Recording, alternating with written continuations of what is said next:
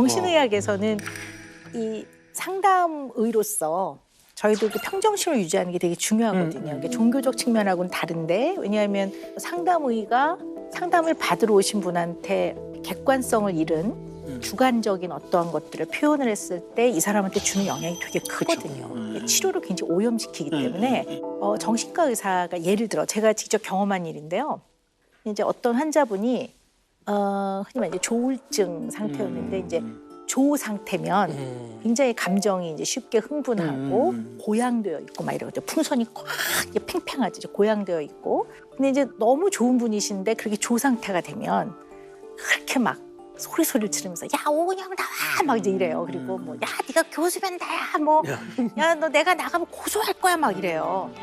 그리고 실제로 회진을 돌면 어떤 분은 이제 이 감정이 격하면 아침에 받은 우유 왜 팩 우유 던져요.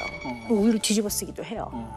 근데 그때 사실 정신과 전문의들은 화가 안 나요. 화가 안 나는 이유는 우리가 인간적으로 뭐 대단한 사람이라서가 아니라 그 환자분이 갖고 있는 질병을 많이 이해하고 있기 때문에 질병의 증상과 그 병의 원인을 이해하고 있기 때문에 저희들은 언제나 어떻게 배우냐면 최고의 공감은 잘 이해하는 것으로부터 시작이 된다. 그러니까 공감이 엠퍼시라고 하는데 정말 제대로 된 엠퍼시는 공감이라고 하는 엠퍼시는 그분의 어려움, 증상, 병의 원인을 제대로 언더스탠딩 했을 때 거기서부터 공감이 쫙 나온다는 걸 저 언제나 배우고 수련받으면서 배웠었거든요. 그래서 결국 이제 몇 주가 지나면 증상이 많이 가라앉아서 퇴원을 하실 무렵이 되면 교수님 제가요. 뭐라고 말씀드려야지 이게 그분의 인간적 본연의 모습이라고 보니까요. 그래서 제대로 이해하는 것, 제대로 언더스탠딩하는 것이 가장 최고의 공감이다. 저는 이제 늘 그렇게 생각을 하거든요. 네, 정말. 네. 저는 이제 박사님 말씀 들을수록 계속 이제 이 경전 이렇게 나왔었는데 경전에 불경에 저런 게 있는데 행위와 사람에 대해서 모든 게 불성이라고 불교는 표현하는 게 그 사람의 존엄성 모든 너와 나 속에서는 똑같이 존중받아야 되고 가치라는 것이 있다라고 보고 대신 이제 그것이 어떻게 표현된 사람의 성품에 달했다. 무조건 저 사람도 나와 같이 살아야 되는 사람이다. 라고 저희는 표현을 하거든요. 근데 이제 박사님이 이제 질병과 그 사람 본연의 인간의 존엄성을 분리해서 보신다는 게 굉장히 저는 이제 들으면서 이 생각이 계속 났었습니다. 저는 이제 종교적인 해석으로 이제 하는 부분들인데 이런 부분들 심리적으로도 충분히 어떤 영향을 줄 수 있고 저희가 행동을 어떻게 해야 되겠다라고 하는 부분들이 저는 굉장히 큰 도움이 됩니다. 오늘 뭐 쏟아집니다. 와, 오늘 배워야 될 게. 와, 이거? 네, 그래서 우리 이제 스님이 이렇게 점점 더 지금도 물론 너무나 성숙하시지만 더 이제 이런 참선과 수행의 과정을 통해 더 성숙이 되시면 어머니께 좀 더 시간을 할애해도 그 근원이 흔들리지 않는 마음의 흔적을 남기지 않는 그렇게 돼서 어머니와 한 10분 통화를 하셔서 마음의 평정심이 유지가 되는 날이 곧 오실 거라고 저는 생각을 합니다. 스님은 굉장히 여유로우시거든요. 조금 뭐라 그럴까 전형적인 종교인의 모습인 거죠. 얼굴만 봬도 그냥. 근데 저는 신문에서는 생기지도 않았는데 신문에서는 말도 안 하니까 이렇게 얘기하는 사람도 있어요. 이렇게 얘기하는.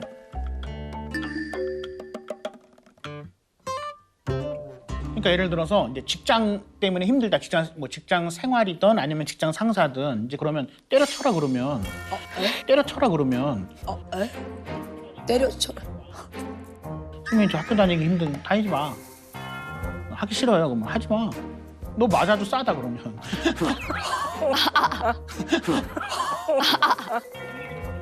굉장히 직설적이시구나. 근데 이 얘기를 이렇게 해주면 엄마한테 그대로 얘기할 거 아니에요? 그 엄마가 그 상담을 해주라고 아예 진로를 바른 길로 이끌어주라고 얘기를 했는데 어떻게 신부님이 그렇게 얘기할 수 있냐고 얘한테. 그래서 처음에는 이제 보통 대부분의 경우 그러면 신부니까 이렇게 얘기를 해주는 거다. 이상한 사람이라고 생각하는 분들도 있고. 예. 저희 그 중청단에 그 지휘자님이랑 반주자님이 천주교 신자거든요. 아니 하여튼 뭐 2분 지나면은 서로 다투신다고 막. 뭐 반주자라면서 이것도 모르냐? 이렇게 얘기를 하면 이제 그렇게 직접적으로 얘기를 하는 걸 보면 깜짝 놀라시는 거예요. 그러니까 좀 약간 그 속된 말로 하면 쫑코 주는 거죠. 예, 예.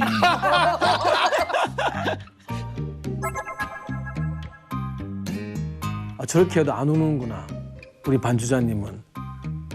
우리 반주자님께는 아주 우리 신부님이 엄청 뭐라 하시거든요.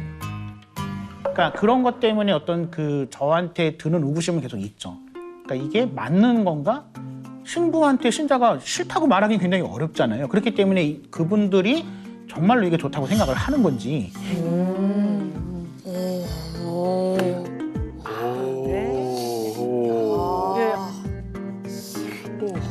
네. 그러니까 확실히 왠지 진짜로 다른 사람이 얘기한 것보다 정말 제가 이 믿고 있는 그 종교의 지도자가 얘기하면은 그거를 이게 계신가? 때려쳐야 되나? 그럴 수도 있죠. 이렇게 확 받는 게 있어요. 왜냐면 사람이 힘들 때는 막 진짜 이건가 보다. 아니 그럼 예를 들어서 같이 일하는 직장 동료 중에 너무 안 맞는 사람이 있어가지고 그것 때문에 회사를 그만둬야 되나 이렇게 고민하는 분한테는 어떻게 조언을 하세요? 똑같이 얘기해요. 때려치라고. 예. 예, 자, 내가 회사에서 이만저만 한 일 때문에 힘들다. 대부분의 경우는 상사잖아요. 상사다. 그러면 상사가 그만둘 것 같냐? 그렇진 않대요. 그럼 아마 네가 그만두는 게 더 빠를 것 같은데 다른 회사를 가라. 예, 그분이 나갈 생각은 없으니까. 그분이 바뀌지도 않을 거다. 예, 예. 그러면 이제 어떻게 그만둬요? 내가 얼마나 힘들게 들어갔는데 그러니까 네가 말한 거에 답이 있다. 예, 힘들게 해서 들어간 게 이 직장인데 다른 데에 옮겼다고 해서 그만한 사람이 없는 것도 아니고 근데 이런 상사가 뭐 24시간 막 365일 막 계속 괴롭히냐 그건 아니래요. 8시간만 힘든 거잖아요. 나머지 시간에는 그 사람 없이 잘 먹고 잘 살고 있지 않냐? 그렇다. 그러면 그 8시간을 그분한테 너무 꽂혀 있지 말고 그분 외에 나를 잘해주는 사람한테 내가 시선을 좀 돌리면 이분을 좀 견디는데 힘이 된다. 그렇게 얘기를 해주죠. 지금 신부님 말씀 시원시원하시잖아요. 시원시원해. 아우 내 속이 뻥 뚫리네. 우리도 하나씩 뭐 고민 있으면.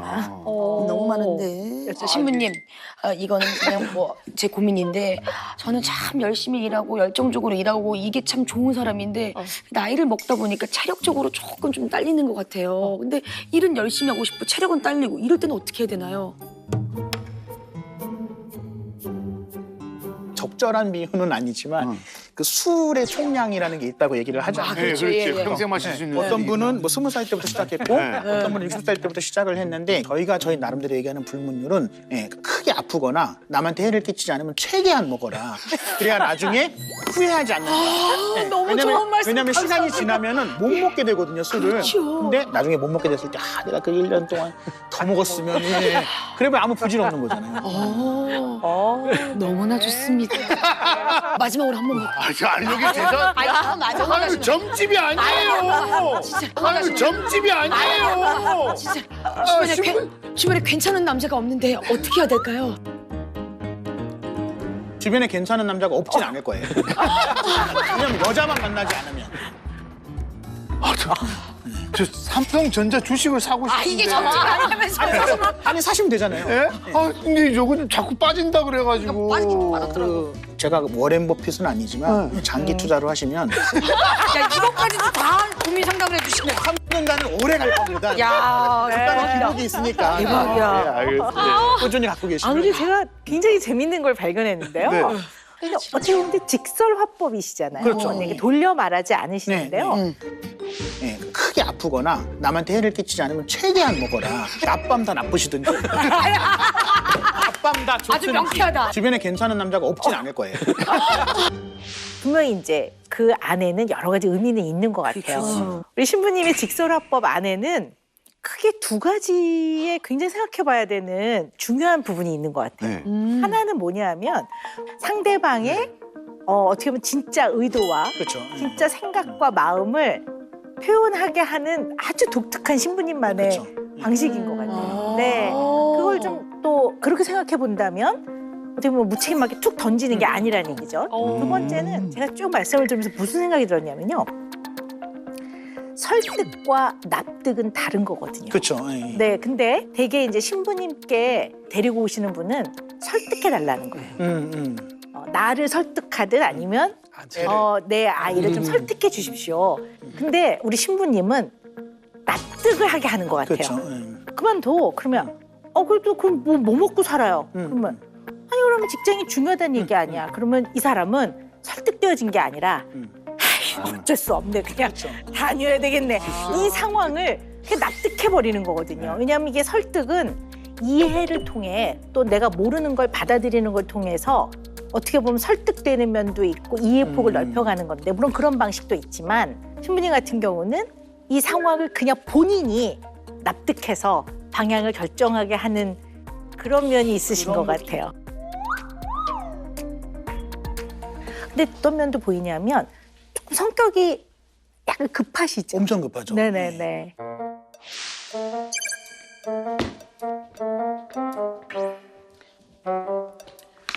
네, 안녕하세요. 저는 천주교 서울대교구 사회사목국에서 그것도 앉으시자마자 말씀을 하시네요. 그럼요. 네네네. 네네네. 성격이 약간 급하시죠? 엄청 급하죠. 네네네. 엄청 급하죠. 네네네. 지금 엄청 느려진 거예요. 이게 놀랍게도. 그러세요? 네. 더 급하셨어요? 네, 왜냐하면 저희 아버지가 진짜 급하세요. 그러니까 제가 그래서 이 급한 거를 따라가기 위해서 급한 사람이 됐는데 이게 지금 사제가 되면서 느려진 거예요. 그래서 제가 신학교에서 맨날 미사 연습할 때도 맨날 그 미사 연습 시키는 신부님이 너 말 너무 빠르다고. 그래서 지금 말이 엄청 느려진 거예요. 놀랍게도. 아니, 지금 보면 말의 스피드도 굉장히 빠르시잖아요. 그리고 사고의 진행도 굉장히 네. 빠르신데요. 예를 들어 뭐 누군가 상대가 천천히 말을 하거나 이러면 좀 마음이 급해지세요? 옛날에는 마음이 네. 급해진다라기보다는 그게 막 견디질 못했었어요.